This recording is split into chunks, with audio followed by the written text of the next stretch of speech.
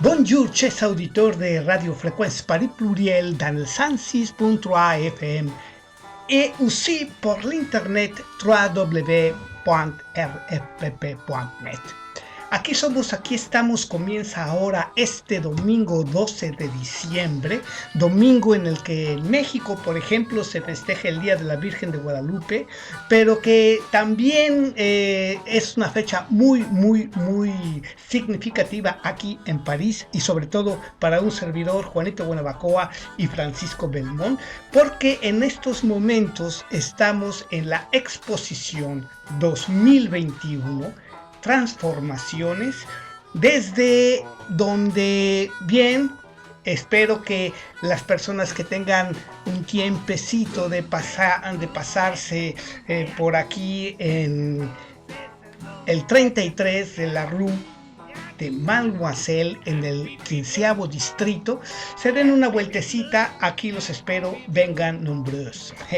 Pues bien, en esta diferida emisión hecha especialmente para este domingo 12, pues vamos a tener un tema dentro de la crónica de Juanito Guanabacoa que he venido siguiendo para ver qué es el medio de información alrededor de un gobierno y qué es el ataque político ahora que es el mes donde el presidente López Obrador ha cumplido la mitad de su mandato presidencial. Pues bien, vamos a platicar un poquito para analizar las fuentes y ver qué es lo que pasa atrás del discurso político y cuál es la imagen y el informe analizado de lo que puede ser la entrega de cuentas de los dineros del pueblo en el gasto corriente y el gasto público. Pero antes vamos a hacer una breve pausa musical y los dejo para que en un momento sigamos con esta crónica y demos también una continua y muy, vamos a decir, muy intensa invitación para que se den una vuelta al 33 de la Rue Mademoiselle en el 15º distrito en la exposición Transformaciones. Bueno, pues siendo así, música.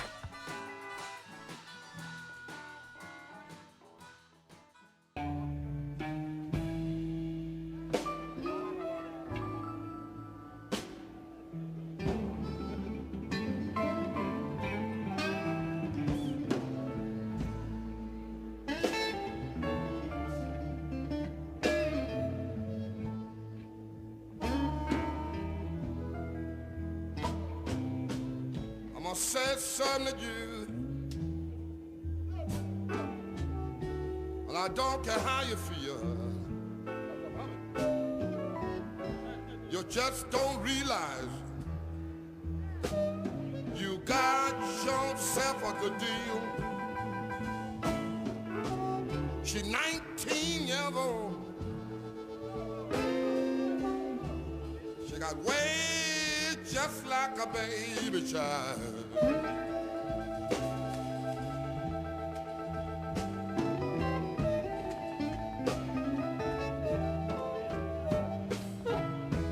Nothing I can do to please her, to make this young woman feel satisfied.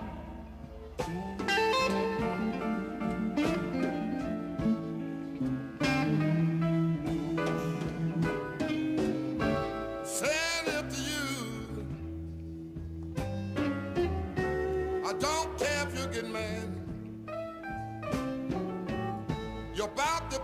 youngest girl that I ever had. She's 19 years old. She got ways just like a baby child.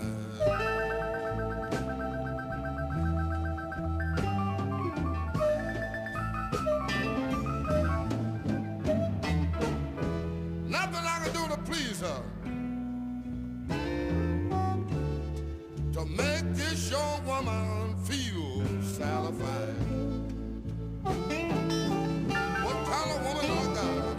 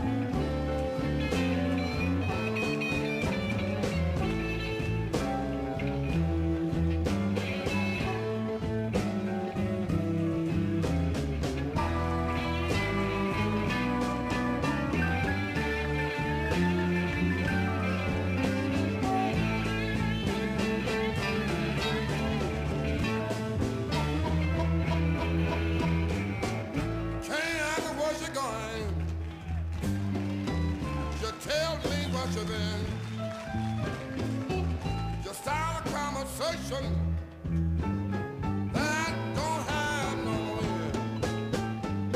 She's 19 years old. She got ways just like a baby child.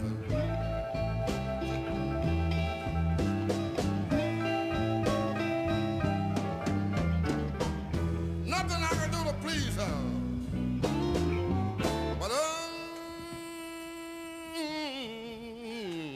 yeah.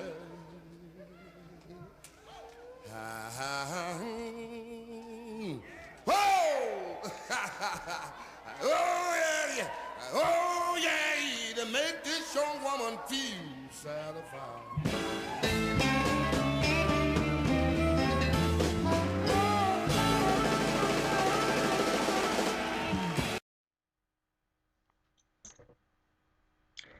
Bueno, pues acabamos de escuchar a Muddy Waters en una muy fina pieza, 19 Years Old, y bueno, en los años 70 este concierto pues causó un revuelo gigantísimo. Y quiero decirles que en la película Le Blues entre les Dents de Robert Mantulis hay una entrevista muy interesante a Muddy Waters, como en el origen del blues este hombre ha llevado pues realmente una empresa gigante de difusión de muchos artistas de blues. Bueno, pues en esto vamos a dar comienzo a las crónicas de Juanito Guanabacoa con vamos a decir una sinopsis. En los dos programas anteriores se ha hablado de la polémica que surgió con la periodista Carmen Arestegui y el asunto que se conoce en México como la fábrica de chocolates. Pues bien, en la emisión anterior del domingo pasado, hace una semana exactamente, también traté el tema de los ataques mediáticos y la prensa, diciendo en pocas palabras que no existe una imparcialidad, sino que los escribientes, como he propuesto este neosilogismo, pues viven para escribir y lo hacen a partir de sus convicciones, de sus valores, de su entorno social y su compromiso político. Y que puede haber discusión y que puede haber crítica y que puede haber debate de los argumentos que se esgrimen en el discurso y en la política pública. Y esto pues me parece muy interesante. Hay que ver el ciudadano común, la persona que es el ciudadano de a pie, hay que ver cuál es la fuente, tener la mayor información posible para pues ver qué es lo que nos están informando y para dónde está jalando la tendencia de la creación de una construcción de ideas o la exposición de de una ideología. Y bien, finalmente estamos en una democracia, se dice así, de democracia, que tiende a convertirse o en dictatorial o en una democracia participativa donde todos los elementos pues suponen hay una conciencia sociopolítica y que puedan hacerse una opinión. Pues bien, en este sentido, yo decía que el mensaje del presidente López Obrador pues, fue dirigido a las masas, por decirlo de alguna manera, y que también las críticas que presenté de Cuauhtémoc pues realmente pues son argumentos políticos, palabras que tienen en un momento una intención bien específica, pero a mitad del sexenio yo creo que debería enfocarse pues vamos a decir, el bombardeo ideológico al verdadero análisis de lo que pasa en nuestro país a base de datos. Y pues bien, me interesa este tema y he escogido, bueno, cómo podemos nosotros pues darnos una idea, los ciudadanos comunes, de cuál es la información y tener pues esta información de una manera más accesible, pero teóricamente fundamentada y estudiada de alguna manera desde el punto de vista pues académico, social y político.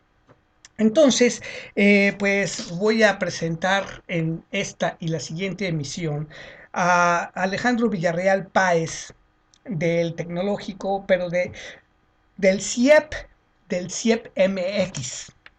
Pero antes vamos a ver en este estudio de la fuente qué es el CIEP y ya finalmente pues tendremos elementos para decir hacia dónde le tira un centro que es pues un think tank o tanque de pensamiento que pretende desde la academia pues influir en la opinión pública y también incidir en el aspecto de la implementación de la política pública.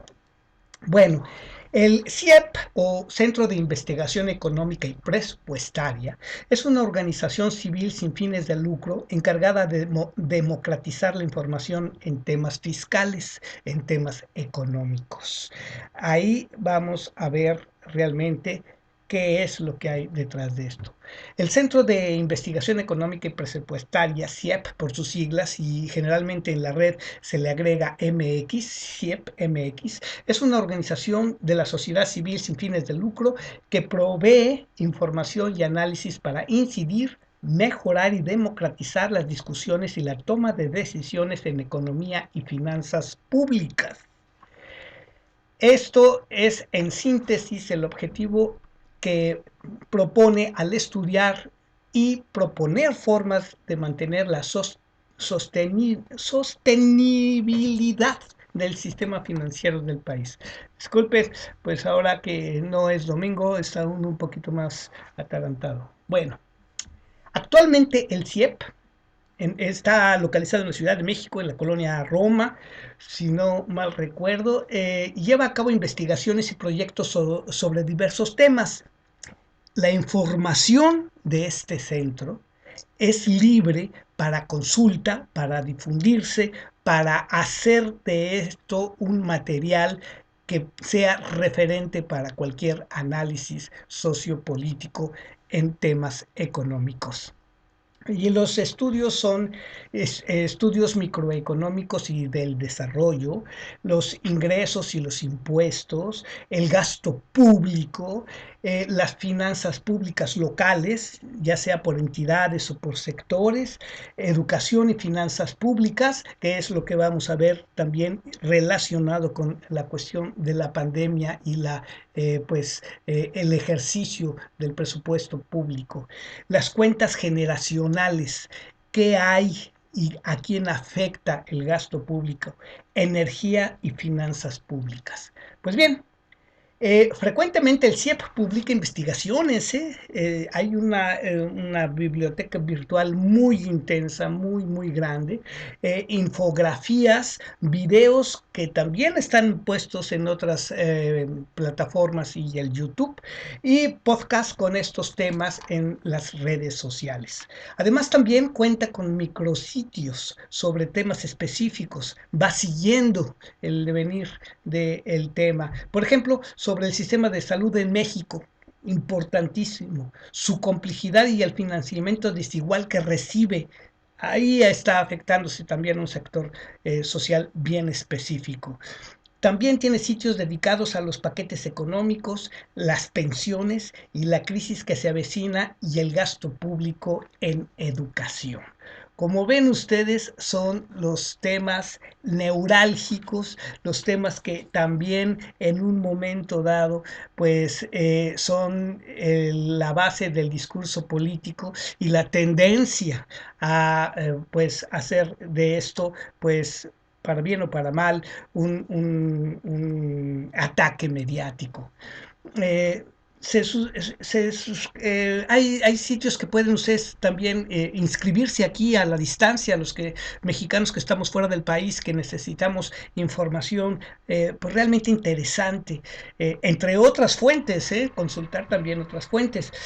Hay un sitio que se llama el Fisicoanalista, que son las novedades y las jurisprudencias en materia fiscal y laboral. Esto es para quienes buscan en un momento dado situaciones en el mercado de trabajo en América Latina, en México y aquí en Europa. Y la agenda inteligente.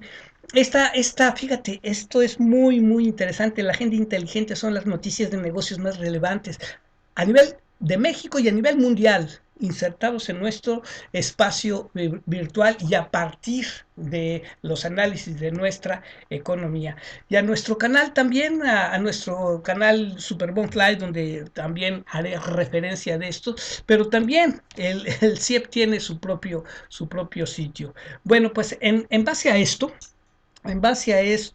la idea es presentar alguna información. Les voy a dar un pequeño perfil de quienes vamos a escuchar y el tema que vamos a escuchar de eh, pues el CIEP. Bueno, el tema que vamos a ver en general es transición económica y demográfica en América Latina, pero para esto voy a puntualizar algunos conceptos que pues son muy interesantes y muy importante tener una idea. Vamos a analizar esto a través de los gastos en la cuenta pública y su impacto en los sectores sociales. Por otro lado, vamos a ver qué es lo que es el endeudamiento del gobierno federal. Y para esto, bueno, pues voy a dar una información muy importante que hay que tomar en cuenta.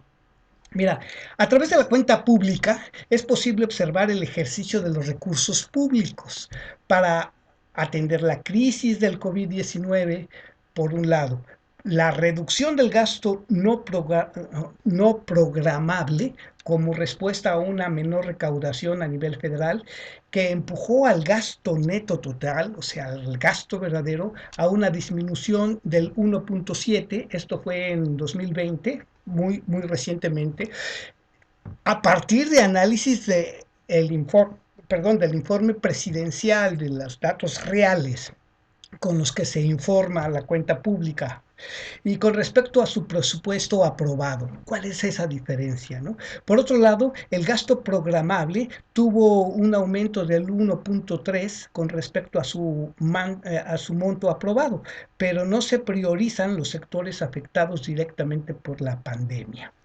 ¿Qué quiere decir esto? El gasto programable es aquel que se propone. El gasto neto total, lo que ya se gustó, y el gasto programable no ejercido son esas diferencias que en algún momento platiqué, que es ahí donde la puerca tuerce el rabo, como decirlo así, porque la ley de ingresos y egresos de la federación tiene un apartado que creo que es el artículo 11 de esa ley, en que dice que discrecionalmente se pueden hacer cambios de cuenta y ejercicios distintos a lo proyectado para alcanzar los fines del gobierno. Bien, pues ahí está una cosa es la cuenta pública, que es el informe que el Ejecutivo presenta a la Cámara de Diputados para revisar el ejercicio del presupuesto, no el discurso ni los mensajitos que se dan por ahí. En este caso, la cuenta pública muestra la distribución del gasto durante el año que se trate. En este caso, apenas conocemos lo de 2020, se va a conocer lo de 2021 un año después. Año en que el 2020, por ejemplo, inició la pandemia y la crisis sanitaria y económica en México y en el mundo. Por lo tanto, el objetivo de un análisis de cuenta pública es entender cómo se ejercieron los recursos públicos en el marco de una crisis. Y para esto, pues, el CIEP pues, maneja un ejemplo muy bonito porque a partir de una cantidad simbólica, 1000, pues redefine todo lo que se usó y los porcentajes que dicen son los que están en las fuentes de los documentos originales, de los documentos verdaderos. El análisis de la cuenta pública se realiza con base en sus distintas clasificaciones, o sea, a los rubros, con la finalidad de responder para qué, en qué y quién ejerció los recursos públicos. Y en la investigación que les digo, para hacer más sencillas las comparaciones, pues se estandariza el gasto a 1,000, ¿no? 1,000 pesos para mostrar el comportamiento del gasto. Pero por otro lado, el endeudamiento, que desde el 2019, sí, 2019, el endeudamiento del gobierno federal ha sido mayor a su gasto de inversión. Esto sugiere que dichos recursos están financiados también o están financiando también parte de los gastos corrientes, o sea, de los gastos del sector público. Vamos a ver qué son los gastos corrientes. Para 2022, o sea, el próximo año, que ya lo tenemos encima prácticamente, se destinarían 337,551 millones de pesos. Las cantidades después las entenderemos un poquito mejor, porque para una persona que gana el salario mínimo, pues imagínense, no cabe en su imaginación. Bueno, eso equivale al 1,2% del Producto Interno Bruto, lo conocido por el PIB, de endeudamiento para financiar gastos diferentes a la inversión. La evidencia muestra que el superávit de la Comisión Federal de Electricidad, por ejemplo, del Instituto Mexicano de Seguro Social y del Instituto de Seguridad Social para los Trabajadores del Estado, lo conocemos en México como el ISSSTE, compensan parte del déficit del gobierno federal, la principal entidad que recurre en endeudamiento. Para esto, hay cuatro conceptos que quiero que queden bien claros, y en el video trataré de poner algunas gráficas para que se entienda. El gasto en inversión. ¿Qué es el gasto en inversión? Son las erogaciones realizadas por las entidades que se encuentran bajo control presupuestario directo, o sea, los que responden directamente a la Secretaría de Hacienda. Contiene el gasto en obra pública y el gasto de capital diferente a la obra pública, así como el gasto de inversión, en lo que invierte, en lo que se convierte en un activo. El gasto corriente son las erogaciones que se realizan desde las entidades que no tienen como contrapartida la creación de un activo, ya lo vimos. Constituyen un acto de consumo. O sea, esto es, se destinan a la contratación de recursos humanos y a la compra de bienes y pago de servicios necesarios para el funcionamiento del Estado, como las toallas que se compró Peña Nieto, ¿no?, en aquel sexenio. Y bien, todo esto entra a una cuenta que se llama balance presupuestario. ¿Qué es? Es la diferencia entre los ingresos y egresos de una entidad que se encuentra bajo control del presupuesto. O sea, ¿cuánto te dieron? ¿Cuánto gastaste? Que puede ser superavitario, o sea, superávit, que son los ingresos mayores a sus gastos, ideal, y puede ser deficitario, que son los ingresos menores a sus gastos, o sea, hay un endeudamiento. Y esas entidades presupuestarias, ¿quiénes son? Bueno, pues son las entidades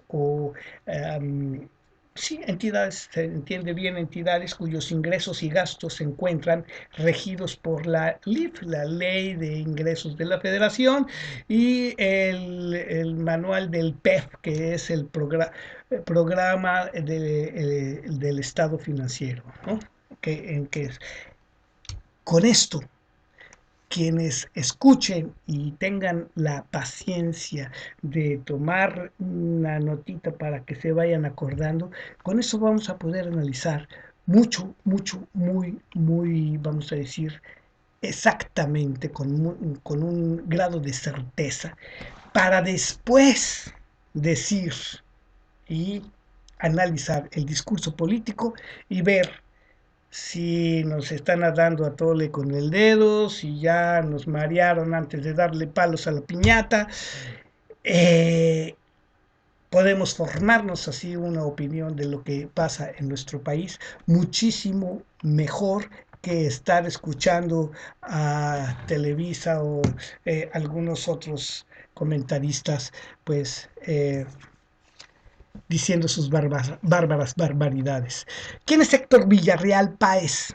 Bueno, pues es un señor académico, que tiene mucho tiempo trabajando en las cuestiones presupuestarias a nivel nacional e internacional, ha sido asesor, ¿no? Y ha juntado a una serie de actores para que en el CIEP pues hablen de lo que dijimos que estamos tratando como tema principal, que nos van a explicar además qué es esto, que es la transición económica y demográfica en América Latina.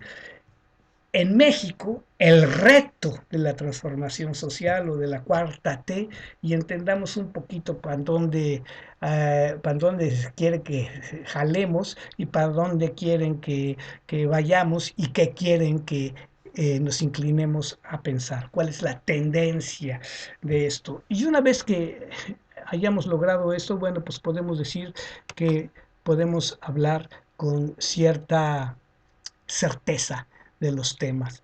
Que eso es lo que nos falta. Y más a la parte de migrantes mexicanos que estamos fuera del desplazamiento meramente económico y que tenemos un nivel crítico y en algún momento nos preguntan, oye, ¿qué pasa en tu país, hijo? ¿No? Y que echemos ahí pues una hablada con datos verdaderamente interesantes y bueno, pues si es domingo en la tarde y se van a ver la exposición, no dejen de pasar al 33 de la Rue Malmaison, en el 15º. Es el metro 8, estación comercial más cercano. O también, pues pueden dirigirse directamente al metro 12 y el metro, creo que es Bullerat, donde pueden ustedes acceder a este salón San Jean Baptiste, donde Transformaciones será presentado. Y si tienen tiempo este sábado, pues cáiganle a las 5 de la tarde, va a ser el vernissage. Bueno, ya dije el perfil de la persona que va a dirigir lo que vamos a presentar en estas próximas semanas. Y bueno, no me queda otra más que ser breve, un corte musical y no dejar, aquí somos, aquí estamos, ya suena el teléfono, para ustedes un corte musical en lo que respondo la llamada.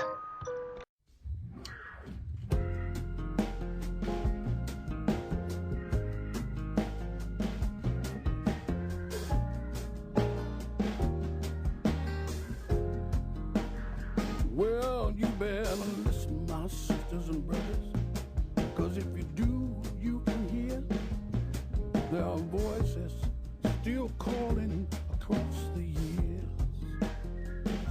And they're all crying across the ocean, and they're crying across the land, and they will till we all come to understand. None of us are free. None of us are free. None of us are free. One of us are chained. None of us are free. And there are people still in darkness, and they just can't see the light. If you don't say it's wrong, then that says it's right. We got to try to feel for each other. Let our brothers know that we care. Got to get the message, send it out loud and clear. None of us are free. None of us are free. None of us are free. One of us are chained. None of us are free. Now I swear your salvation isn't too hard to find. None of us can find it on our own.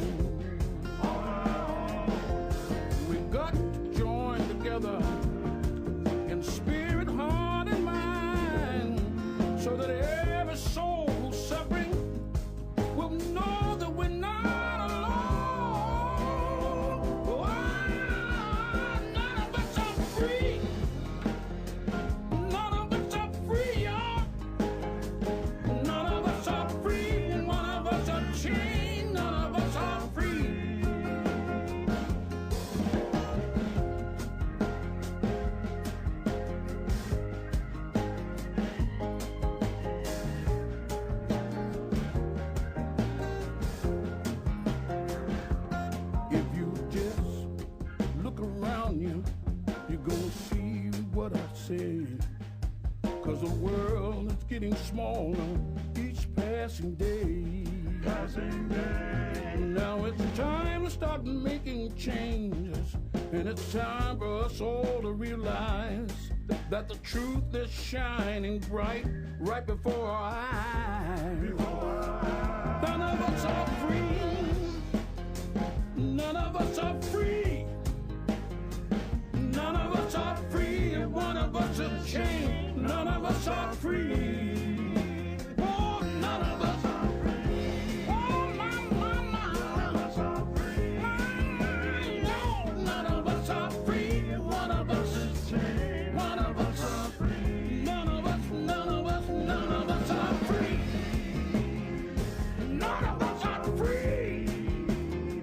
None of us are free. The one of us is chained. None of us are free. None of us are free. None of us are free. No. None of us are free. One of us is chained. Oh Lord, us are free. Oh Lord, none of us are free. None of us are free. None of us are free. One of us is chained. None of us are free.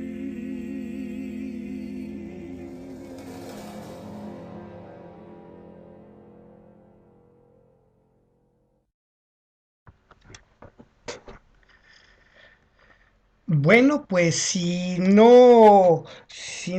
alguno de nosotros sigue encadenado, pues ninguno de nosotros será libre. Solomon Burke es el autor de esta pieza que acabamos de escuchar. Y bien, pues ahora vamos a dar paso a la primera parte que voy a traer de la transición económica y demográfica en América Latina a partir del documento del CIEP-MX, como lo dije ya anteriormente, una biblioteca muy amplia, una biblioteca también muy completa sobre estos temas económicos. Y vamos a escuchar entonces a Héctor Villarreal dándole una introducción y primeramente a otro investigador, Alejandro Poiré. Y bueno, pues en esto veremos qué es lo que nos depara y seguimos aquí en esta emisión especial de Aquí somos, aquí estamos, a partir de este domingo 12 de diciembre. Y bueno, pues mientras tanto, sábado los esperaré. O ya los esperé porque esto lo hacemos para el domingo 12. Si tienen ganas de ir al finissage, será a las 5 de la tarde este lunes que sigue, lunes 13. Qué bueno que no fue martes, lunes 13 de diciembre 2021. Y con ustedes entonces vamos a dejar a estos caballeros y dice así.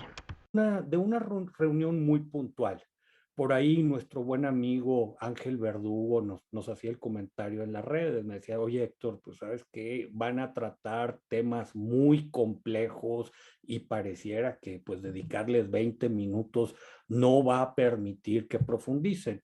Y no es la idea profundizar en los temas que vamos a estar tratando el día de hoy. Durante el año esperamos hacer seminarios muy específicos sobre todos los temas que comprenden nuestra agenda. La idea es pues un poco celebrar el lanzamiento de la página de la iniciativa, una página web que nos diseñaron, y tenemos, la verdad es que un cartel de lujo.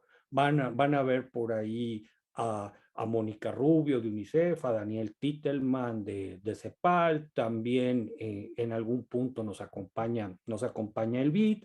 Tenemos presentaciones sobre infancia, sobre economía de los cuidados, sobre el problema de envejecimiento, y se trata de, a la gente que nos hace el favor de acompañarnos, poderles dar una idea de lo que esta iniciativa trata de explorar, de hacer investigación con un vínculo donde mezclamos la investigación académica, pero con un fuerte interés en tener incidencia para la política pública, no solo en México, sino en toda la región latinoamericana.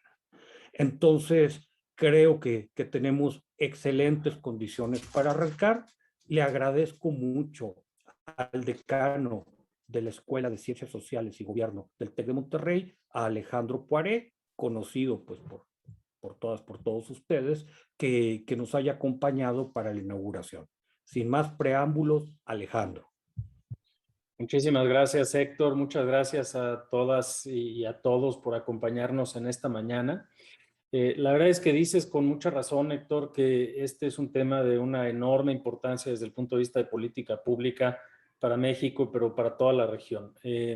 La transición económica y demográfica en América Latina es una realidad y estamos viviéndola al mismo tiempo que estamos viviendo otras transformaciones estructurales sumamente importantes, como el cambio tecnológico, algunos de los fenómenos migratorios, el fenómeno del cambio climático, y todo ello está trayendo ya unos retos de política pública verdaderamente extraordinarios. Cuando nos preocupamos y nos preguntamos sobre la capacidad de los ámbitos públicos, de los gobiernos, para generar soluciones mínimamente eficaces para los extraordinarios retos, los que venían rezagados, los que se han generado con la pandemia, los que estamos viviendo como resultado de estas transiciones que se intersectan. La verdad es que pues no siempre sentimos que nuestros entornos públicos, desde luego en los gobiernos, en las organizaciones multinacionales, en los centros de investigación y análisis, estemos a la par de la capacidad del reto.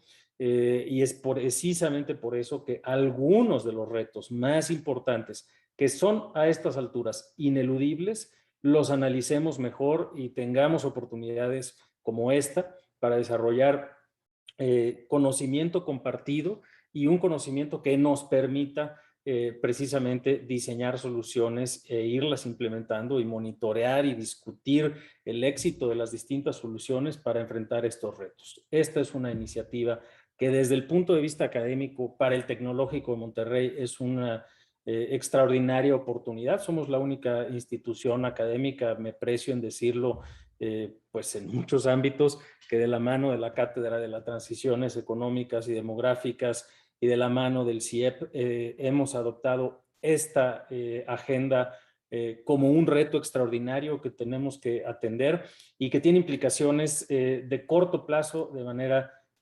ineludibles. Y justo creo que el panel que vamos a tener, o las discusiones que vamos a tener, mejor dicho, el día de hoy, y que ya has apuntado, desde el impacto en la niñez, de las necesidades de financiamiento y el impacto fiscal que esto va a tener a mediano y incluso a corto plazo en muchas de nuestras sociedades, creo que es ineludible.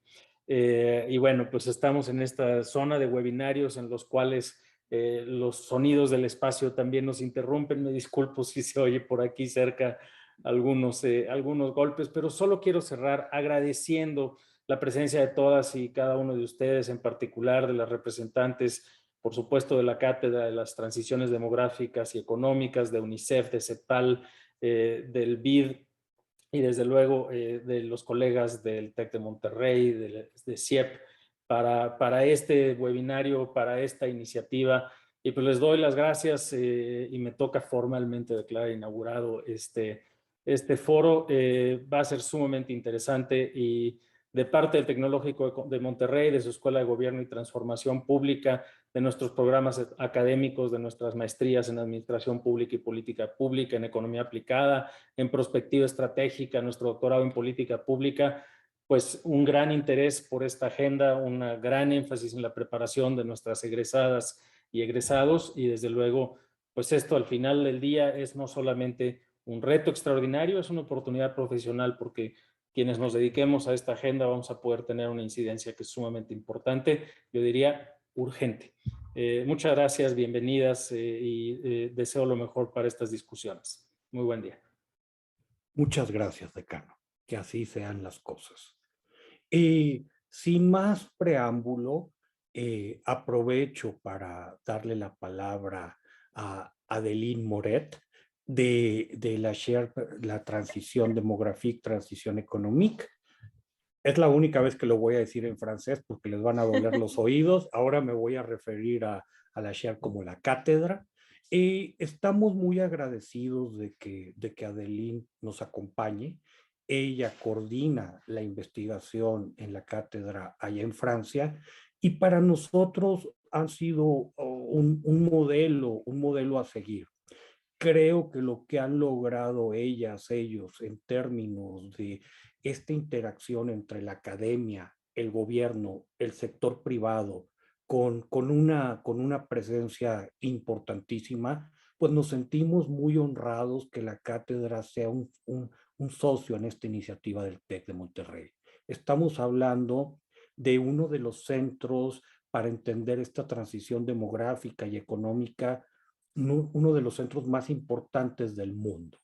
Entonces, creo que tenemos mucho que aprender de su experiencia. Le pedí a Adeline que nos contara precisamente sus vivencias, su método de trabajo, la agenda que trae.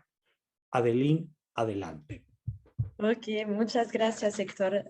Muchas gracias por invitarme hoy en este webinar y muchas gracias al equipo de CIEF que organizó todo eso y Alejandro por esta inauguración.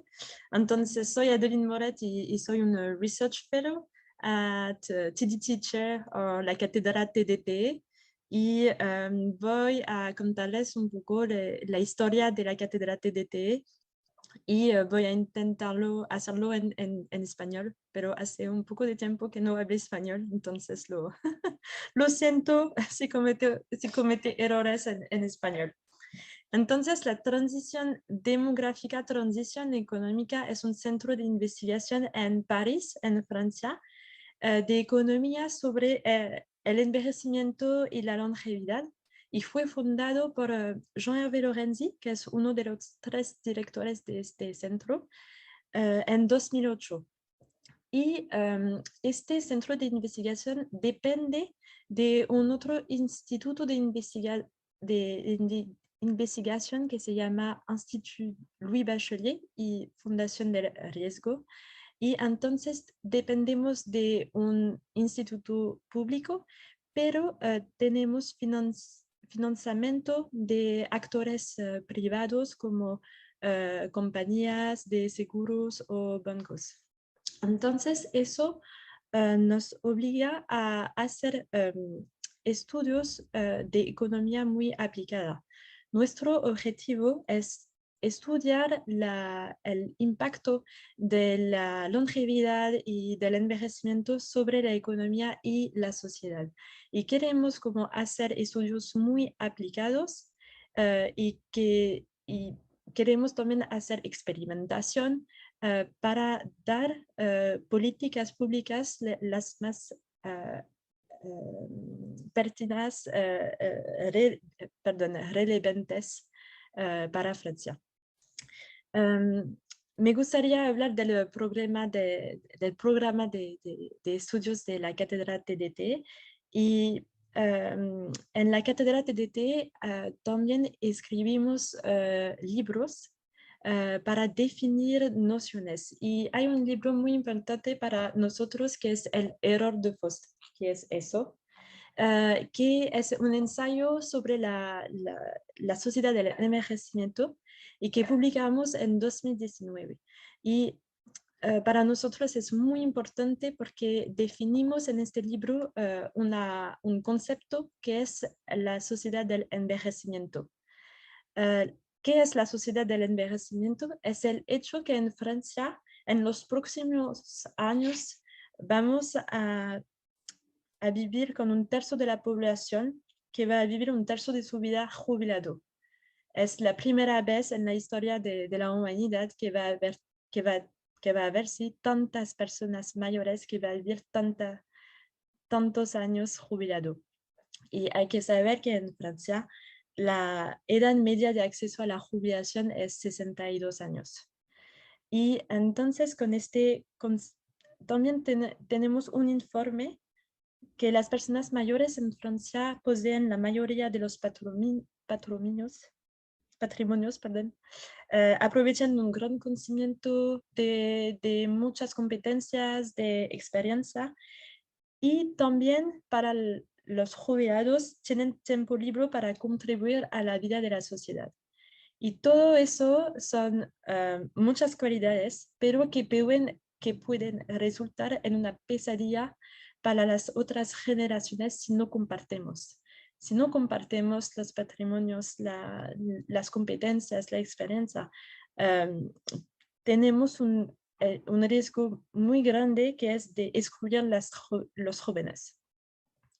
Y así que la cátedra TDT quiere desarrollar, quiere hacer estudios para crear, construir las condiciones que permiten una sociedad del envejecimiento armoniosa, que todas las generaciones pueden vivir de manera armoniosa entre ellas. Y en eso tenemos dos condiciones que nos parece muy, muy interesante. Primero que pensamos que deberíamos más compartir la riqueza entre las generaciones. Por ejemplo, en Francia, los gastos de pensiones representan 14% del PIB. Y sí, es mucho. Y pensamos que no deberíamos como exceder este valor y también deberíamos garantizar un valor mínimo de gastos públicos para los jóvenes, para la educación y la formación. Y una otra condición, pensamos que todas las personas puedan como quedarse activas durante toda su vida si lo quieren. Quiero decir por eso que tenemos un gran desafío en Francia del desempleo de los jóvenes, pero también de las personas mayores.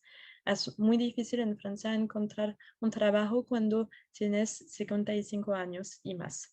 Y entonces queremos decir que si una persona quiere continuar a trabajar, deberíamos desarrollar las condiciones para que accedan a un mercado laboral.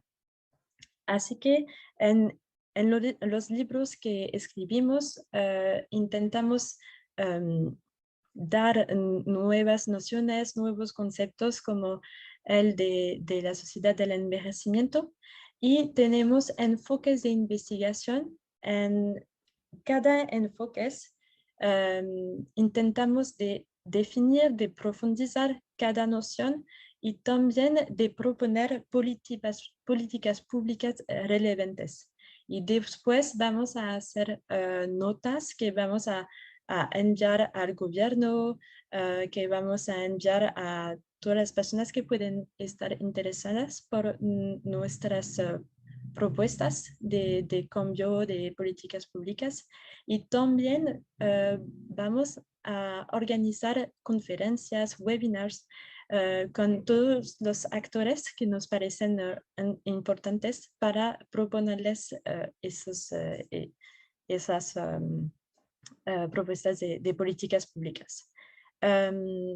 Héctor, ¿puedo, no sé, presentar todo el programa de estudios o es un poco...?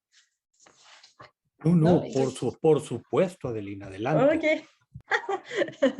Entonces, en la cátedra TDT tenemos 5 enfoques de investigación y el primero es la macroeconomía de la sociedad del envejecimiento, y en este enfoque queremos hacer un modelo macroeconómico para testar nuestra concepción de sociedad del envejecimiento, y como lo que queremos hacer es ver el impacto del aumento de número de personas mayores sobre el crecimiento de la economía, sobre el PIB.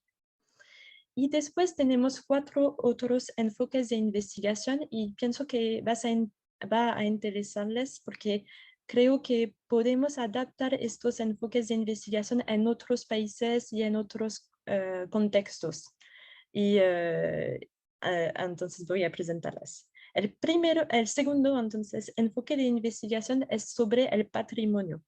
Como lo dije, en Francia, más de la mitad de los patrimonios, como las personas mayores poseen más de la mitad de los patrimonios. Y la edad media de herencia en Francia es 60 años. Entonces está muy viejo. Y desarrollamos un producto que estamos experimentando para mejorar la transmisión entre generación de patrimonio. Y este producto se llama Valor o venta anticipada con la posibilidad de quedarse en casa. Así que este producto permite de que personas mayores transfieran la propiedad de su bien inmobiliario, como de su casa o de su departamento, a cambio de liquidez. Entonces, una persona mayor puede vender su casa o su departamento a cambio de liquidez, pero con un descuento, pero se puede quedar en la casa y pagar un alquiler, pero un alquiler más barato que un alquiler de mercado. Y eso permite a las personas mayores de tener mucho dinero en liquidez y les permite pagar, por ejemplo, su dependencia, o le permite transferir esta liquidez a sus descendientes. Esto es uno de nuestros ámbitos de investigación, y hace ahora 3 años queremos experimentar este producto con un banco en Francia, y eso es muy bien y muy interesante. Es muy práctico. También tenemos un otro ámbito de investigación sobre la salud y la dependencia de las personas mayores. Entonces, en Francia vivimos un envejecimiento demográfico muy importante y tenemos más y más personas dependientes, es decir, que necesitan ayuda para hacer actividades esenciales de su vida, por ejemplo, para comer, para ducharse, para alimentarse. Y la dependencia de estas personas mayores es realmente un desafío muy grande, un desafío financiero y humano, porque necesitamos muchos profesionales para ayudar a estas personas y cuesta muchísimo.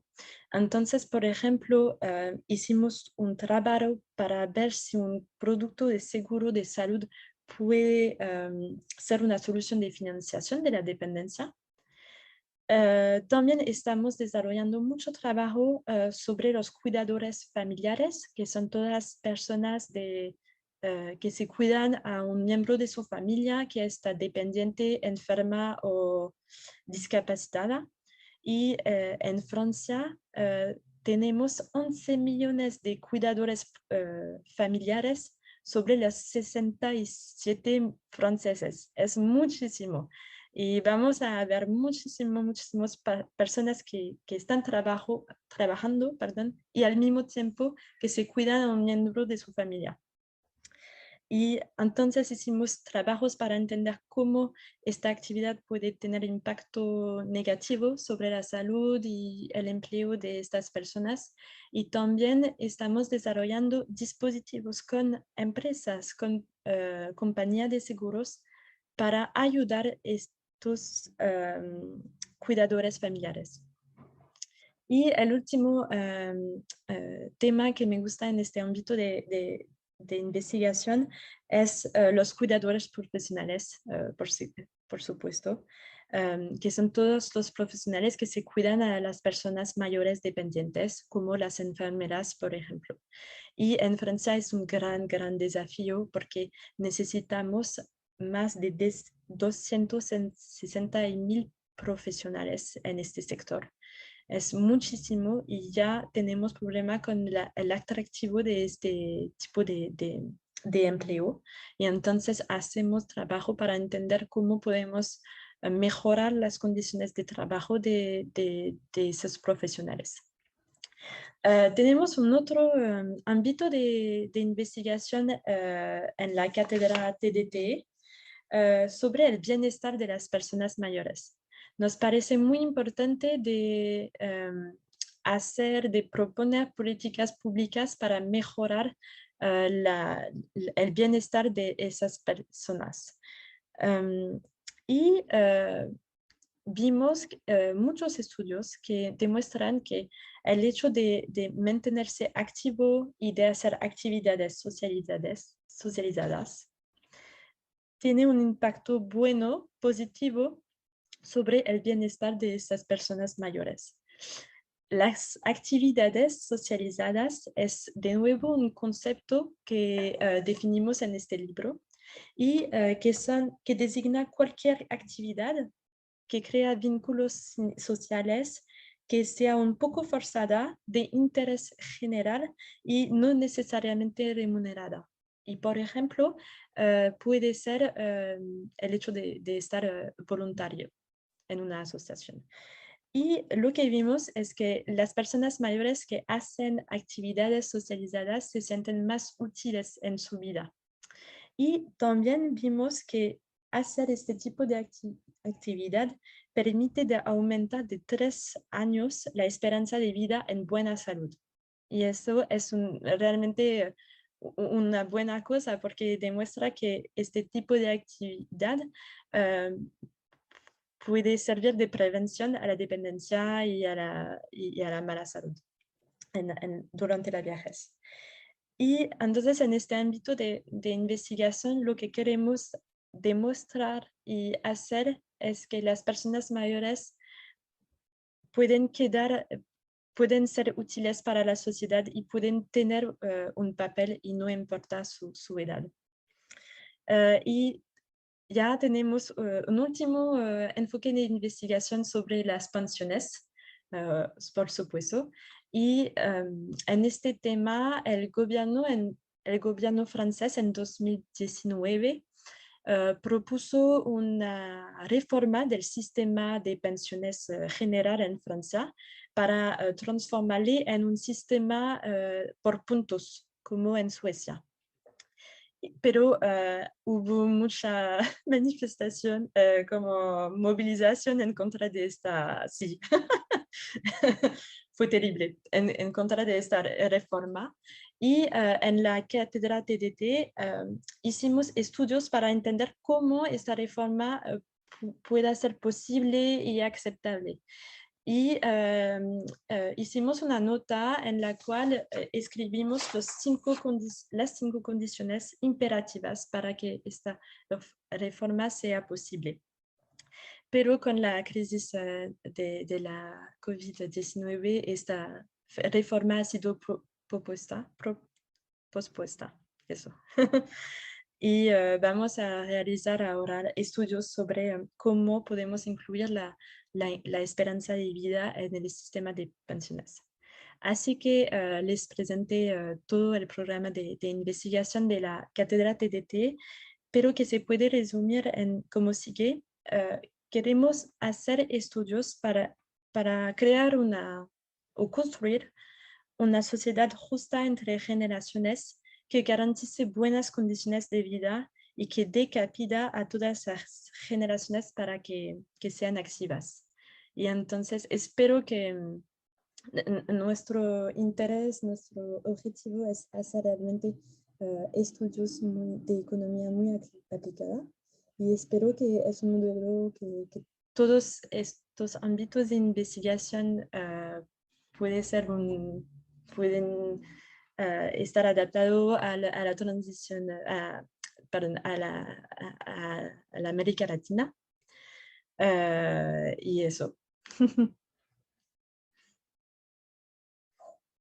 Muchísimas gracias, Adeline. Yo creo que una exposición interesantísima donde vemos que lo que ustedes se han metido toca los mercados laborales, pero toca ingreso, los mercados financieros, lo que explicaste de capitales apasionantes, esta justicia entre generaciones, el pensar que las personas mayores todavía pueden ser muy útiles. Creo que el error de Faust es un tratado importantísimo y pues bueno, nosotros como ITED esperamos tener una larga colaboración con la cátedra. Sí, Muchas gracias. Muchas gracias. Bueno, pues escuchamos a Adeline Moré y esto evidencia dos cosas: el interés de los países de la Europa sobre la América, pero también el interés a través de trabajo sociológico serio de encontrar la manera de incidir en la política pública. Y esto es válido.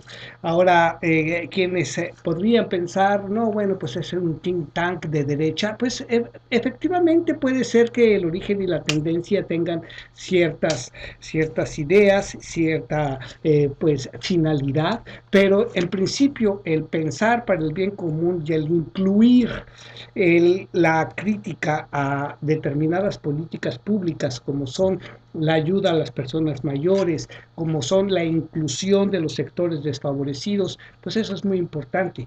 Ya habrá entonces la situación de ver qué hace el buen político, cómo lo hace el buen político, y no descalificar a cualquier gobierno y en cualquier parte simplemente por razones ideológicas sin conocimiento de causa. Yo creo que esta sección de Juanita Guanabacoa va a proseguir ahorita. Escucharemos en el seguimiento de esta conferencia que se está poniendo aquí, que me parece muy interesante y de que ha surgido de París para el mundo, promovido por una entidad en México, es muy loable el trabajo de Héctor Juan Villarreal Páez. Seguiremos ahora verán, sigue Mónica Rubio, peruana, que trabaja en la ONU, en uno de los organismos de la ONU, y que realmente hay dos cosas que ver: el cómo las mujeres están abordando cada día posiciones de suma importancia y bueno, ideológicamente valiosísimos por su manera de presentar el trabajo. Y Mónica Rubio de Perú, creo que es de Perú, sí, pues va a seguir con esta parte después de una muy breve parte musical.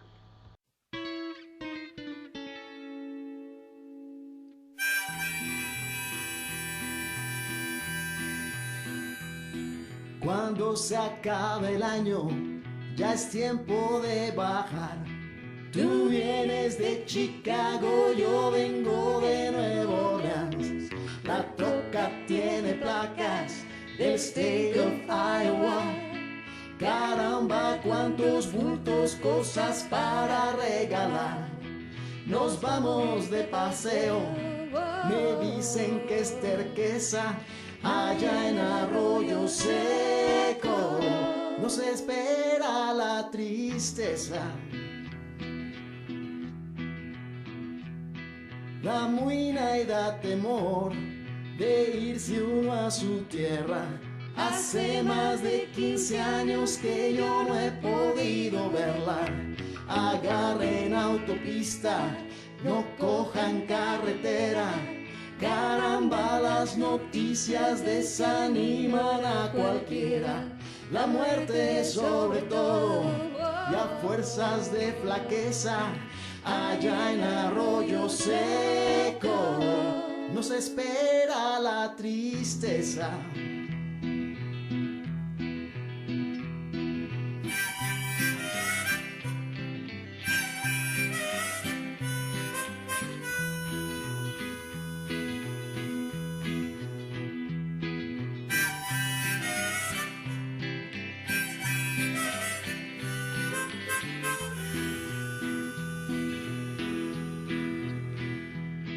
Del Walmart del Laredo a la Sierra Queretana, enfilan por el puente formando caravana.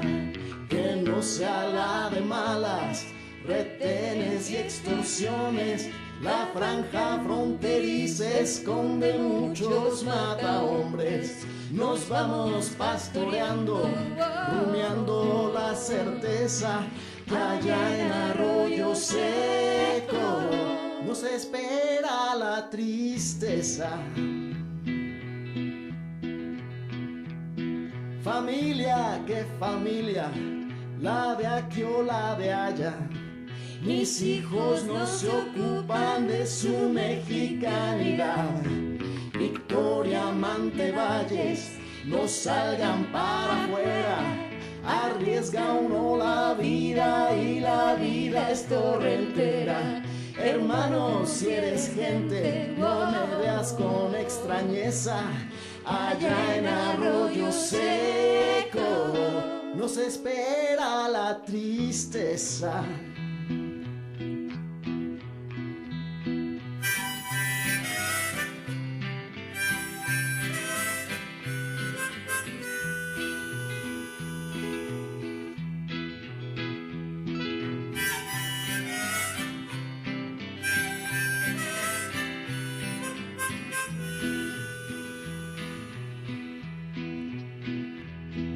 Cuando se acabe el año, ya es tiempo de bajar.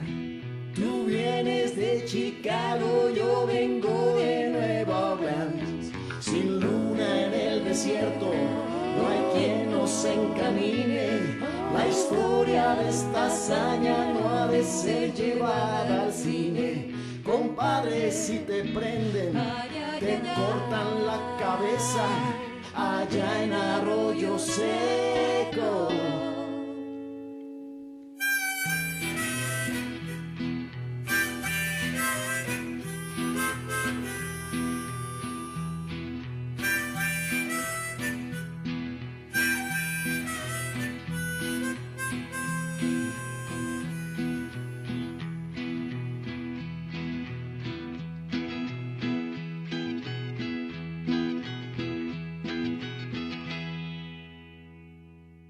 Bueno, escuchamos a un gran compositor mexicano y realmente el programa de migrantes en todo el mundo pues tiene sus muy complicados vericuetos y la corriente de migrantes económicos en todo el mundo pues representa también un punto de interés para la política pública.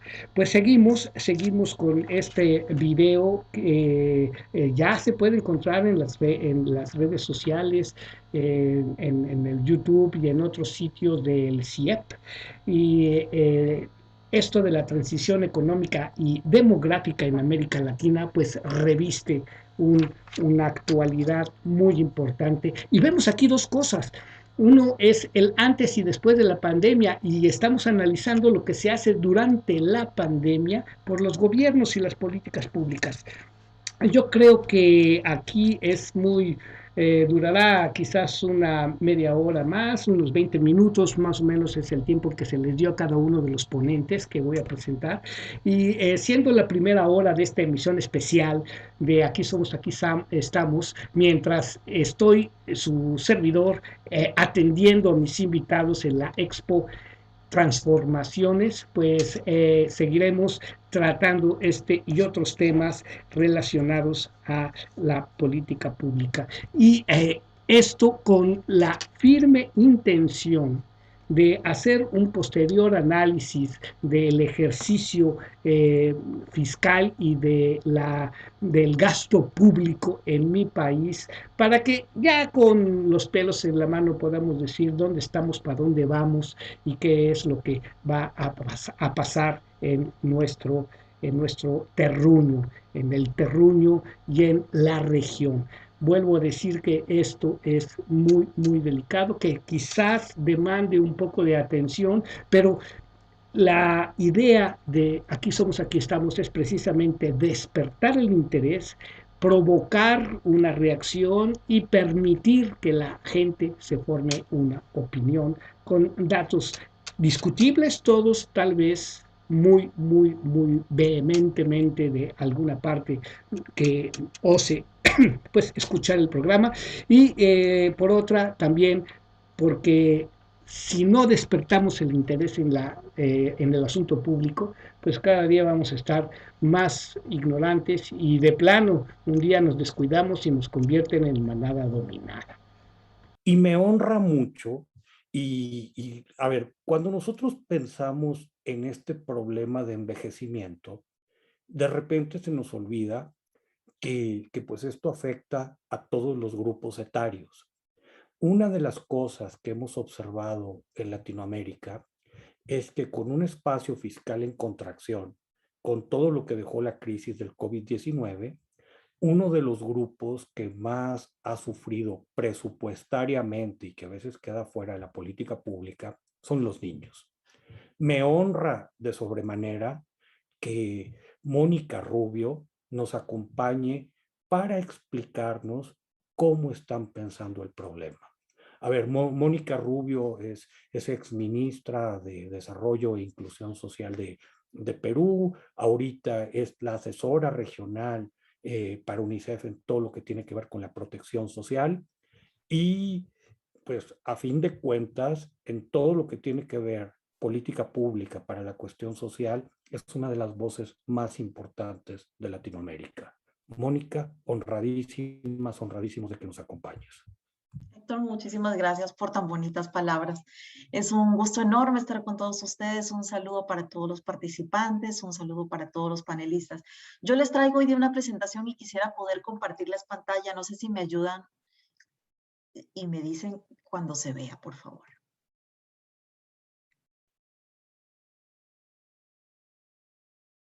¿Se ve ahora? Ya se ve.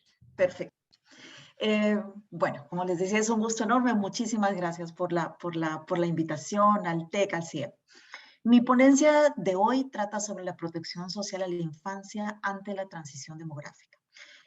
Para empezar, queríamos pues aquí recapitular y todos sabemos esto, que la región viene atravesando ahora un proceso de envejecimiento acelerado y que este proceso tiene un correlato, como bien mencionaba Héctor, ¿no?, de nuevas demandas sobre los sistemas de protección social y salud, un impacto sobre los mercados laborales, sobre los sistemas de cuidado y sobre todo sobre los recursos fiscales.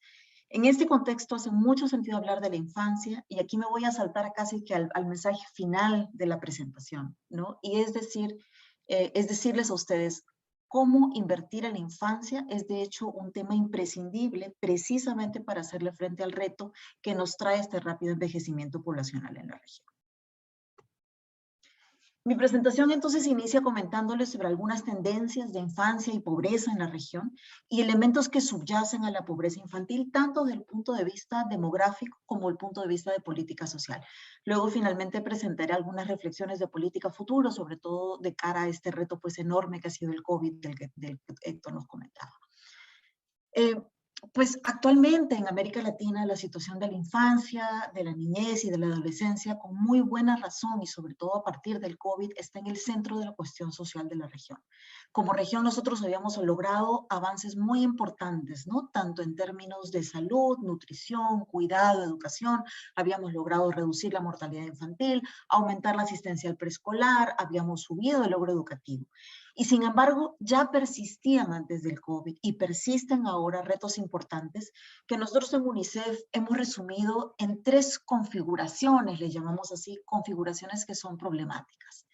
Y aquí un poco a riesgo de sobresimplificar, ¿no? Creemos que si nosotros tenemos que dar cuenta de la situación de la infancia hoy, podríamos hacer mención a estas 3 configuraciones que no son cajas estancas, sino que más bien se reproducen, interactúan entre sí, pero creo que ustedes me van a dar la razón, que grafican en sí misma el cuadro de lo que es la infancia hoy en la región. Una primera configuración tiene que ver con el tema de infantilización de la pobreza y de vulnerabilidad de las familias, sobre todo las familias con niños, a caídas abruptas en el bienestar. Una segunda configuración tiene que ver con la persistencia de la violencia y explotación infantil. Y una tercera tiene que ver con la exclusión o el no acceso de niños, niñas y adolescentes a servicios básicos y a infraestructura fundamental, que en esta región tiene rasgos de discriminación étnico-racial o de clase en el acceso, o se presenta a veces como una segmentación de la calidad de los servicios públicos, o a veces como una segregación territorial en el acceso. Para efectos de esta presentación voy a concentrarme en el tema de infantilización de la pobreza y vulnerabilidad de las familias con niños, ¿no? Pero quería destacar básicamente lo que venía diciendo. No son cajas estancas, la combinación de estos temas da lugar a una serie de vulneraciones de derechos realmente en la infancia en el tiempo. Entonces, ¿qué entendemos un poco por el tema de infantilización de la pobreza? ¿Cómo se ve esta infantilización? En la región tenemos una evidencia clarísima, digamos, de largo plazo, ¿no?, de esta infantilización de la pobreza, que no es otra cosa que la sobrerepresentación de la población de menos de 14 años, de menos de 14 años en la pobreza. Entonces, ¿qué tenemos? ¿No? Tanto en el 2002, ustedes ven, como en el 2016, tenemos que la pobreza de la población de 0 a 14, aquí graficada por las barras celestes, es mucho mayor que la pobreza de otros grupos etarios. Y lo mismo sucede con la pobreza extrema. Vamos a 2016 y teníamos que casi 4 de cada 10 niños era pobre, ¿no?, en tasas que multiplican, ¿no?, la tasa de la población activa, ¿no?, y casi triplica, ¿no?, la tasa de la población de 60 más. Lo mismo sucede con la pobreza extrema, ¿no?, que tenemos que la tasa de pobreza extrema de la población menor de 14 años es más de 3 veces la tasa de pobreza extrema de la población en situación, digamos, de la población adulta mayor. Ahora, ¿cómo se ve este proceso de infantilización de la pobreza en clave de evolución? Una cosa que es notable es que independientemente de si la pobreza sube o baja, ese desbalance generacional de la pobreza entre los niños y los adultos mayores se mantiene y se agudiza. Lo que tenemos nosotros en este gráfico del lado izquierdo es tenemos una gráfica de la pobreza infantil, aquí en rojo, y una gráfica de la pobreza extrema infantil. Vemos cómo ha decrecido desde 1999 al 2012, por ejemplo. Pese a que esta viene decreciendo, lo que nosotros tenemos en el panel derecho, ¿no?, es una gráfica de los ratios de la pobreza infantil contra la pobreza en edad activa, 35-44, y contra la pobreza de los adultos mayores. Vemos nosotros, ¿no?, y es claro que la distancia entre la pobreza infantil y la de los otros grupos etarios es creciente. Este desbalance general de la pobreza se evidencia entonces, por ejemplo, en el 2016, cuando vemos que, ¿no?, los niños de 0 a 14 años, la pobreza de ellos estaba cerca de duplicar, ¿no?, la de los adultos en edad activa y cerca de casi triplicar la pobreza de los adultos mayores. Muy interesante además cuando vemos que esto va, cuando vemos esto a nivel desagregado, ¿no? Y cuando vemos esto a nivel desagregado, lo que tenemos es que para los países de la región, la infantilización de la pobreza se presenta en todos ellos, en diferentes grados, porque todos ellos están en diferentes estadios, ¿no?, de esta transición demográfica, pero sin embargo en todos los casos tenemos que la pobreza está sobrerepresentada. Veamos, por ejemplo, el caso de Uruguay, ¿no?, donde la pobreza infantil vis a vis la pobreza, ¿no?, de la población en edad activa es casi 3 veces. Y donde la pobreza infantil vis a vis la población adulto mayor es casi 13 veces, ¿no? Esto indica, ¿no?, que al avanzar en la transición demográfica, veamos los casos, son Uruguay, Argentina, Brasil, los países tienden de no mediar acciones explícitas a concentrar los riesgos en las edades más tempranas. Hay, sin embargo, ¿no?, y esto es importante, una buena noticia, y es que esta infantilización de la pobreza, cuando miramos al mundo desarrollado, no es un destino ineludible, ¿no? Mientras algunos países industrializados presentan una pauta clara de infantilización de la pobreza, tenemos otros países que protegen de modo robusto, de modo explícito a la infancia. Un poco, entonces, el mensaje es que esta infantilización de la infancia no es, como les decía, un destino inevitable, sino que más bien un resultado de un contrato social, ¿no?, de una tradición de políticas sociales en la región que aún tiene una distancia para proteger a los niños y a las familias. Este gráfico que les muestro yo creo que es súper interesante y es precisamente para mí un slide para mi gusto que grafica lo que se trata, estas diferencias, ¿no?, del contrato social en los países. En este gráfico lo que tenemos nosotros son las diferentes fuentes que financian el consumo promedio de niños, adolescentes y jóvenes entre 0 y 24. Y esas diferentes fuentes son el Estado, la familia o el trabajo propio, sobre todo de los adolescentes y jóvenes, ¿no? Tenemos América Latina, Asia del Este, Europa y Finlandia. ¿Qué es lo que vemos nosotros para América Latina? ¿No? Para América Latina nosotros vemos que las familias financian básicamente el 61% del consumo de los niños, adolescentes y jóvenes, vis a vis el Estado, que apenas financia un 18%. Comparemos esto con países que han sido exitosos protegiendo a su infancia, como el caso de Finlandia. Y tenemos que en Finlandia casi el 50%, la mitad del consumo de los niños, adolescentes y jóvenes, viene financiado por el Estado, vía gasto en salud, en educación, en transferencias monetarias, en licencias maternales, paternales, etc. Y más bien las familias financian apenas el 31%. Es así entonces que tenemos nosotros países, ¿no?, donde la protección social de las familias con hijos y de las políticas sectoriales claves de educación y salud, ¿no?, se vuelven un mecanismo poderoso, potente, ¿no?, de inversión en las generaciones más jóvenes, pero también un mecanismo poderoso de igualación de oportunidades, ¿no? Y con esto pues yo creo que es importante decir lo que todos sabemos, ¿no? Y es que la pobreza en nuestra región no solamente es una función pues del atributo de los hogares o una consecuencia de las acciones de los miembros de los hogares, sino que sobre todo es un rasgo estructural de nuestras sociedades. ¿No? Hay algunos fenómenos estructurales, ¿no?, que afectan y que van a seguir afectando este fenómeno de infantilización de la pobreza en la región, si es que no media la política, y políticas y programas además que logren desactivar estas tendencias, ¿no? Y básicamente las tenemos en este diagrama, y son los factores que explican de alguna manera esta tendencia tan fuerte en la región y en todos nuestros países, ¿no? Un primer elemento tiene que ver con cómo las mujeres se insertan en el mercado laboral, ¿no? Y lo que tenemos nosotros en la región es una estratificación bastante marcada de las mujeres en esta inserción. Las mujeres con menores recursos y las mujeres menos educadas presentan tasas de participación laboral, ¿no?, bastante más bajas y brechas muy marcadas respecto a la participación laboral masculina. Ese es un tema importante. Un segundo tema importante tiene que ver con la tendencia a la disolución conyugal, que va de la mano con un aumento creciente de los hogares con jefatura femenina. Estos hogares con jefatura femenina, ¿no?, lo vemos en la región, poseen probabilidades mayores de encontrarse en una situación de pobreza y vulnerabilidad, particularmente cuando hay presencia de niños menores de 5 años.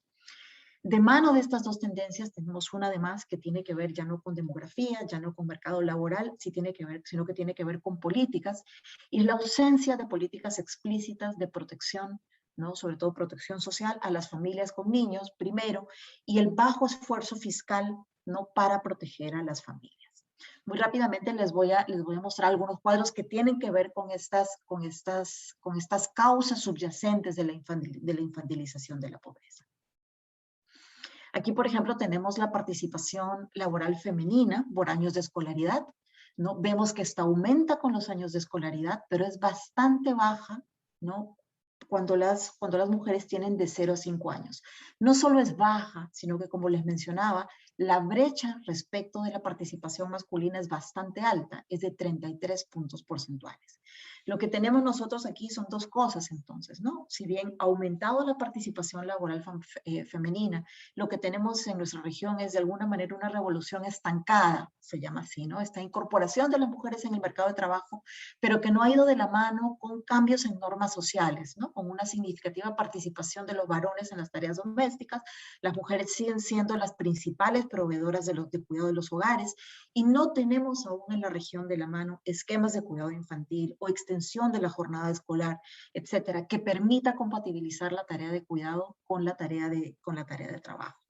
Tenemos, como se ve en el gráfico, que las familias de menos recursos y las mujeres menos educadas presentan estas bajas tasas de participación laboral, y obviamente este es un aspecto no solamente de por pobreza creciente en la infancia, pero también de una feminización de la pobreza en los hogares. Les comentaba también de este tema de la disolución conyugal y de cómo viene decreciendo este modelo tradicional de hogar biparental con jefatura masculina, y más bien aumentando este modelo familiar con jefatura femenina, ¿no? Es en la región casi trillado decir que la tasa de pobreza de los hogares con niños es mayor siempre que la tasa de pobreza de los hogares sin niños y que además consistentemente los hogares con jefatura femenina tienen mayores tasas de pobreza que los hogares biparentales con jefatura masculina. Finalmente, como este proceso, como un factor estructural, ¿no?, de estos procesos de vulnerabilidad infantil en la región, tenemos que la región se caracteriza por proveer un piso débil de protección social para las familias. Tenemos aún coberturas incompletas, inadecuadas calidades de ciertos servicios o valores poco generosos de ciertas prestaciones familiares, ¿no? Pese a ello, el gasto social en la región, como vemos aquí en el gráfico, ha ido aumentando de manera importante como tendencia en el 2000, ¿no? La región presenta hoy un compromiso económico con el gasto social muy superior al del año 2000, como se ve en el gráfico, ¿no? Un gasto que va obviamente orientado a la infancia, como el gasto de educación, ha pasado de 3.7 en el 2000 a 4.6. Igualmente, el gasto en protección social, aquí en color amarillo, pasa de 3.7 a 5, ¿no? Creo que el mensaje, sin embargo, cambia cuando nosotros vemos o analizamos la composición de ese gasto en protección social.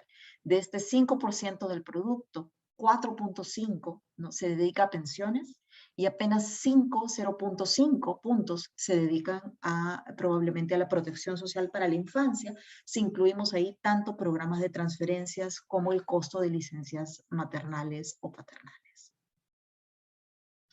Un poco el mismo mensaje tenemos en este gráfico, donde tenemos nosotros el gasto en programas de transferencias condicionadas, que en esta región es apenas del 0.33% del PIB antes del COVID, ¿no?, comparado con el gasto de pensiones, como les mencionaba, de 4.5%. Teníamos también una tendencia preocupante ya desde el 2010, que era de alguna manera el decrecimiento de la cobertura de estos programas emblemáticos de transferencia en la región desde el 2010, ¿no?, donde hemos pasado básicamente en los últimos años del 23% de población cubierta al 20%.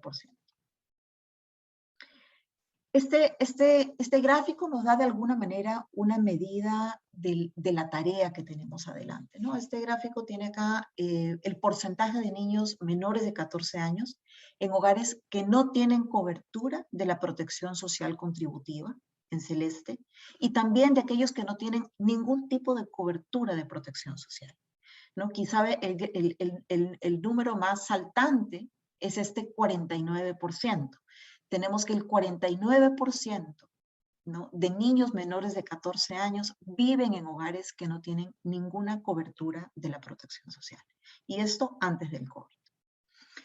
¿Cómo juega aquí entonces el tema de la transición demográfica, ¿no? ¿Será que esta transición demográfica nos va a hacer más difícil extender la protección social a la infancia, ¿no?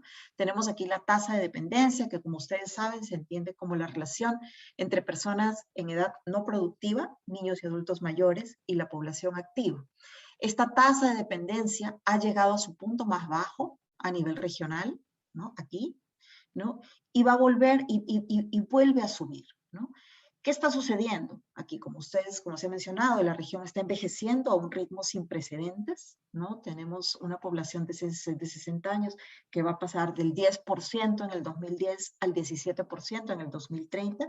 Y si bien hay heterogeneidad en los países respecto a cómo se ve esta curva, lo cierto es que de alguna manera se está terminando lo que nosotros conocíamos como el bono demográfico, ¿no? Este bono demográfico no es otra cosa que esa ventana de oportunidad, ¿no? Ese momento en que la demanda de la población dependiente es relativamente menor y la capacidad de la población activa es relativamente mayor, ¿no? Y esto se manifiesta dentro de las familias cuando hay más adultos por niños o por adultos mayores, o se manifiesta sobre todo en la capacidad fiscal del Estado, ¿no? Un Estado que de repente tiene que enfrentar, ¿no?, menos matrículas escolares, menos nacimientos y todavía una menor demanda de pensiones, y que por otro lado tiene aportes importantes al fisco de una población activa, ¿no? Ahora bien, conforme avanza el envejecimiento, lo que tenemos nosotros es que cada vez menor cantidad de personas, ¿no?, en situación activa tienen que producir un superávit suficiente para cubrir las necesidades de cohortes cada vez mayores de población adulta mayor. Existen tres maneras, y también aquí a riesgo de, seguro pecando de simplismo, de extender de alguna manera este bono demográfico, este momento virtuoso, ¿no? Y básicamente tiene que ver con aumentar, ¿no?, la población activa. ¿Y cómo se hace eso, no? Entonces, lo hacemos y logramos que más personas participen del mercado laboral, sobre todo las mujeres, donde tenemos un margen importante para aumentar la participación laboral. Eso implica, como veíamos, sistemas de cuidado, licencias, extensión de la jornada escolar, políticas de mercado laboral que permitan compatibilizar cuidado y trabajo. Eso se hace aumentando quizás la edad de jubilación, pero eso sobre todo se hace aumentando la productividad de las personas activas. Y este es un tema muy importante, ¿no? Nosotros, digamos, hay un mensaje importante del esfuerzo, de este esfuerzo de tipo intertemporal, ¿no? En que es central aumentar la productividad de las cohortes futuras, ¿no? Para que sean más productivas y que de alguna manera puedan extender este bono demográfico. Por ello es central la inversión de la infancia, niñez y la adolescencia, así como la protección de las familias con hijos, pues son estas cohortes, principalmente en los sectores más pobres, en donde hay una frontera, si se quiere, de productividad en los países desde el punto de vista del capital humano, ¿no? Este es un mensaje que me parece a mí clave, ¿no? De no olvidar. Estamos pasando un momento en donde ciertamente va a haber una presión en los recursos fiscales, pero que esa misma presión, esa misma carga de estas cohortes cada vez menores para responder, ¿no? a estas demandas crecientes en protección social, en salud, requieren de aumentar la productividad y eso requiere de una mayor inversión entonces en estas nuevas generaciones. ¿Cómo estoy de tiempo, por favor? ¿Estoy bien? 2 minutitos, Mónica. Perfecto. Entonces, para cerrar un poquito, pues aquí mencionar lo que ya sabemos todos, ¿no? La región ha sido severamente golpeada por el COVID. Tenemos una carga enorme de mortalidad relativa, una caída en el producto importante, un costo social en términos de tensiones sociales, de crisis del sistema de cuidado enormes.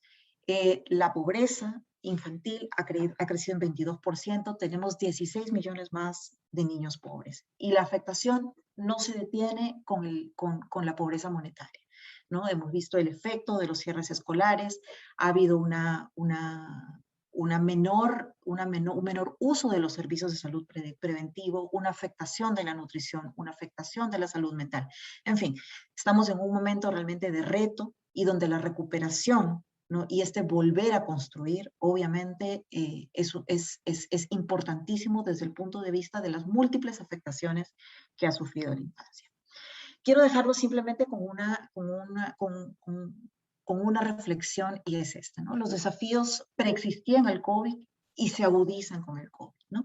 Estos desafíos tienen múltiples facetas, pero hoy tenemos una situación, si se quiere, privilegiada. Y es que los líderes nacionales tienen esta enorme oportunidad de contar con una base de evidencia, ¿no? Que indica la importancia y la rentabilidad del foco en la infancia.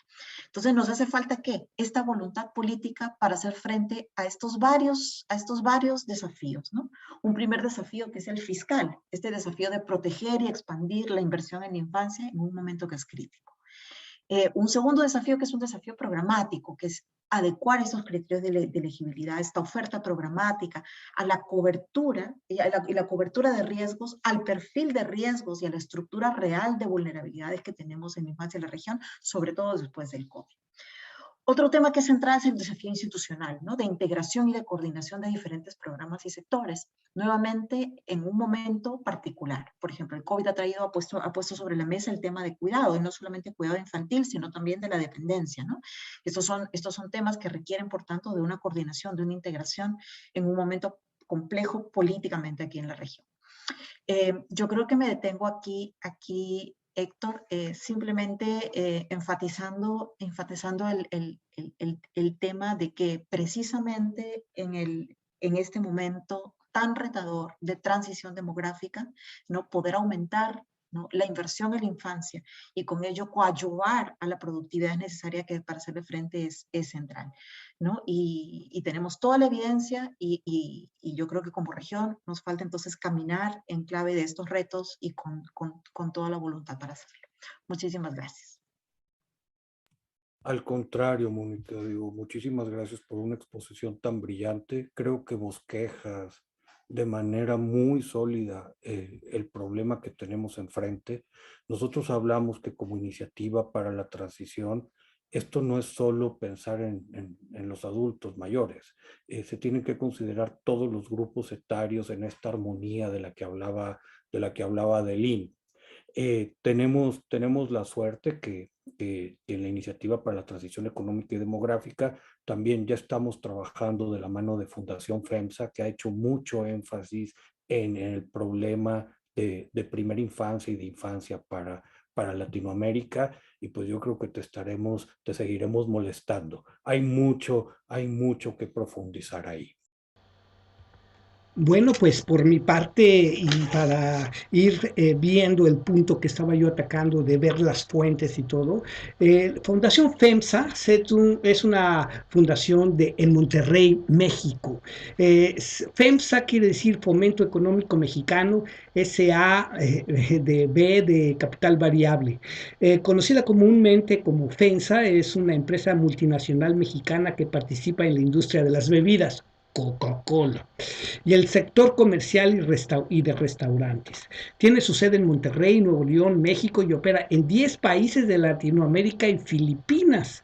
Así es que para que muchas veces decimos, ay, es una empresa mexicana, ¿dónde está? Bueno, pues es una empresa que ha desbordado la frontera nacional y que bien, pues tiene, entre otras cosas, cotización en la Bolsa Mexicana de Valores, y a José Antonio Fernández Carvajal, desde 1995 es quien la dirige, es el director ejecutivo. Ya veremos qué persona es, para que veamos exactamente cuál es también la labor de los luchadores sociales cuando atacan o cuando discuten o cuando vamos a decir, cuestionan las políticas públicas. Ahí vamos viendo el otro lado para ver qué idea tenemos nosotros ya después las filiales entonces de FEMSA es Coca-Cola FEMSA, pero también vean ustedes Oxxo, Invera, Envoy Solutions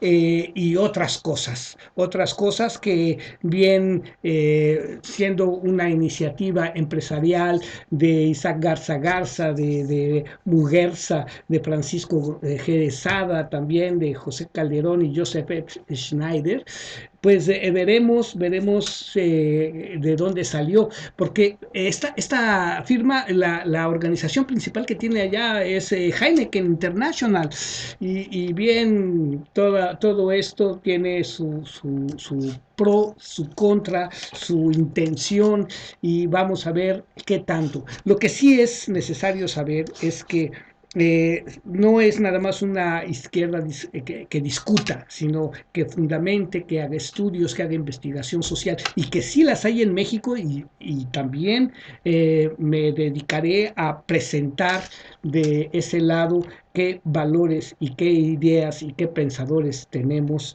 en esta organización democráticamente discutiendo los temas de política pública. Lo que sí es necesario comprender entonces es qué se hace con los dineritos, y por ahí vamos viendo, porque realmente, ante la ignorancia nos han puesto a bailar con ritmos muy extraños, y además enfrentando el fenómeno global ya de la corrupción, pues tenemos problemas derivados de las buenas intenciones, y eso es lo que pues tenemos que visualizar de alguna manera. Aquí estamos, presento este trabajo, seguiremos les decía yo, que con Daniel Titelman, que también les voy a dar su perfil y todo esto. Pero pues antes yo creo que siendo ya el tiempo de escasos minutos, no nos dará tiempo de ver toda la participación de este señor, que es muy interesante porque sí se mete de fondo a lo que es la política de impositiva y a la política de financiación del gasto público. Juanito Guanabacoa les sugiere una última parte musical. Mientras tanto, repito que en la realidad real, porque estamos creando una realidad virtual, diferiendo esta emisión hoy domingo 12 de diciembre, estoy en la exposición Transformaciones, una que me da la oportunidad de presentar lo que he hecho de la reinvención de mi vida en el exilio y también en vivir este problema que se llama pandemia. Y los espero en el 33 de la Rue Mademoiselle, en el distrito 15, aquí en París. Dense una vueltecita, nos vamos a echar un traguito de arte y un vaso de vino aquí en París. Bien, pues una parte musical, ¡zas! A Tuesday, just as bad. Mes parents, non. Quelle journée aujourd'hui? You call us Tommy Monday. A Tuesday, just as bad.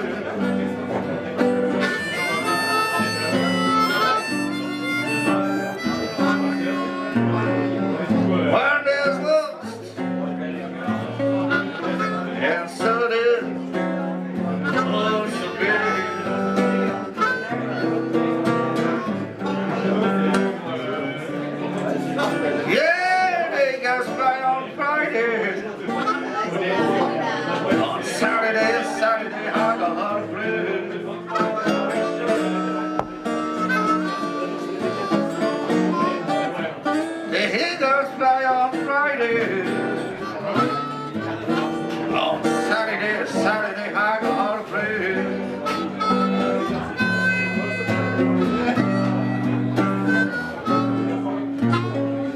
Sunday, I go to church, and I live down the bay.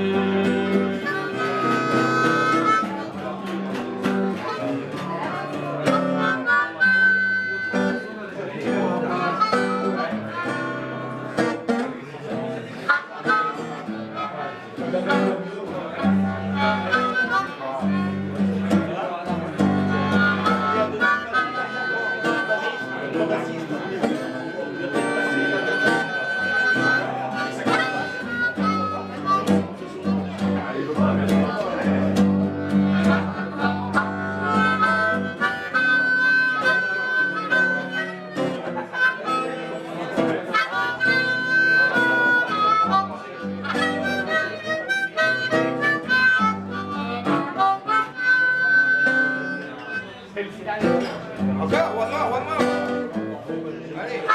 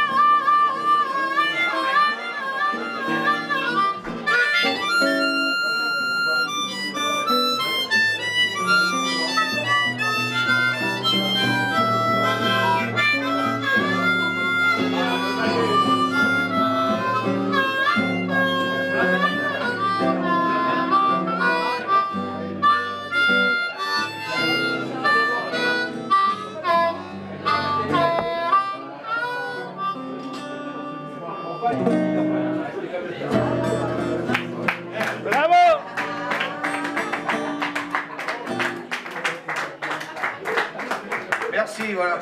C'était comment ton prénom, toi? Juanito. Ah, Juanito. Tu peux venir bien fort, Juanito. Mais j'avais connu une Juanita. Juanita, je sais pas si c'était Juanita.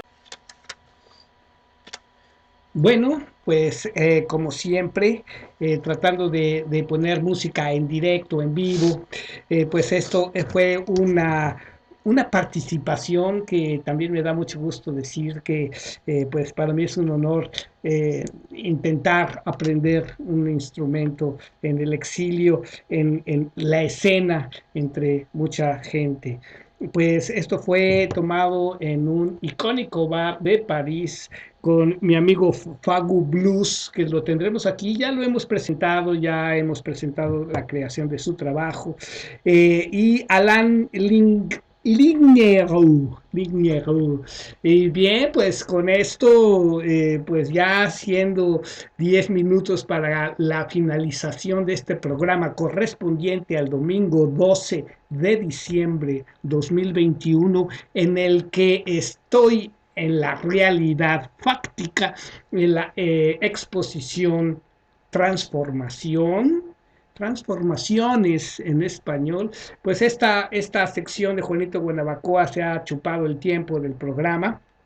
Creo yo que es muy importante y todo esto que estamos en el mes de diciembre, va a empezar otro año del gobierno y faltan 3 de Manuel López Obrador, y creo yo que dentro del contexto de la región, pues están viviendo cambios muy fuertes. Por un lado, las derechas están fortaleciéndose, pero también se está haciendo trabajo de las izquierdas, pero hay algo que falta, hay algo que de veras para mí es muy importante, y creo que es la participación social de todos los sectores, la toma de conciencia y las acciones civiles contundentes en el momento preciso.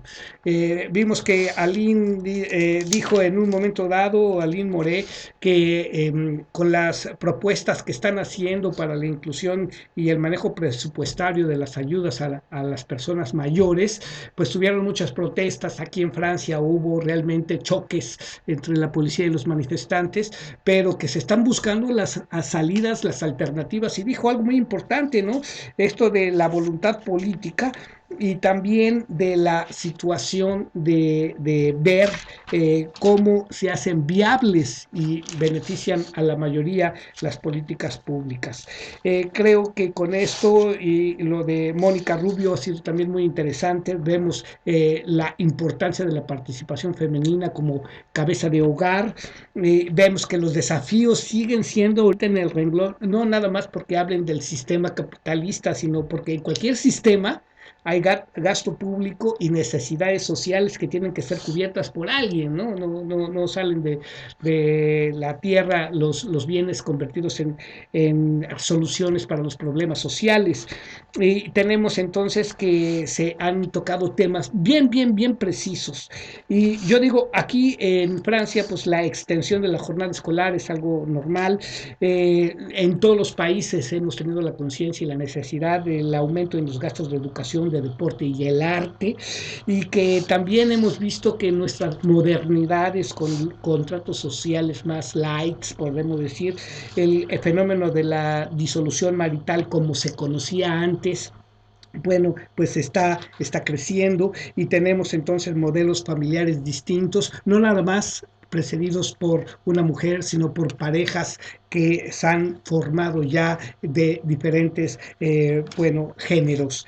Y el seguro social para menores, el feminismo con el aumento de la productividad y la participación de las mujeres, y pensando que tendremos en un futuro próximo en la región 16 millones de infantes en pobreza después de la pandemia, hay que ver que la voluntad política no nace de generación espontánea, sino con participación social para adecuar ante los riesgos pospandémicos y de otras crisis que podrán avecinarse, las adecuaciones sociales y todo esto. Quedamos en estas aquí somos, aquí estamos. Y bueno, pues agradezco a Lucien, a todo el equipo de Frecuencia París Pluriel, la difusión diferida de este programa. Y así nos veremos ya en directo y en vivo dentro de 8 días. Mientras tanto, aparézcanse este lunes en el finissage, como se dice aquí. Me decía una persona, ahí en francés no se dice finissage. Sí, como no, hay una documentación de por qué se usan términos como vernissage y finissage, hablando de arte moderno en las galerías y museos. Y con esto, bueno, aquí somos, aquí estamos, aquí seguiremos y comentaremos en este su programa. Gracias, auditorio. Ahora sí fue completamente en español, porque pues en francés todavía la pronunciación no se me entiende, pero así lo hacemos. Hasta la próxima.